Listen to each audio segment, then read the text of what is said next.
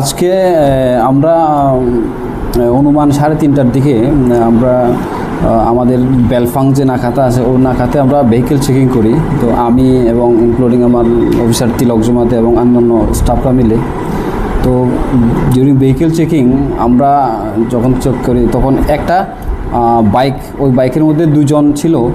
তো চেকিংয়ের সময় যখন আমরা দেখি বাইকটা আমাদের নাকার দিকে যাচ্ছে, তো আমরা ওই বাইকটা যখন আমরা আটকানোর চেষ্টা করি তখন বাইকটা আবার রিটার্ন চলে যায়। তো সাথে সাথে আমরা বাইকটাকে ফলো করি এবং বাইকটা আমরা লাস্ট মুহূর্তে আমরা কোরেফাং এলাকাতে আটকাতে সক্ষম হই। তো ওই বাইকটার মধ্যে 2 জন লোক ছিলেন। তখন আমরা চেক করি ওর মধ্যে 2টো প্যাকেট পাওয়া যায়, যাহাতে সাসপেক্টেড টু ড্রাই গাঞ্জা আমরা রিকভারি করি। তো যাদের 2 জনকে আমরা অ্যারেস্ট করেছি তাদের একজনের নাম হচ্ছে জিতেন্দ্র দেববর্মা, বাড়ি হচ্ছে বোগাবিল সূর্যপাড়া। আরেকজনের নাম হচ্ছে উৎপল দেববর্মা, ওর বাড়ি জুমিয়া কলোনি এলাকাতে।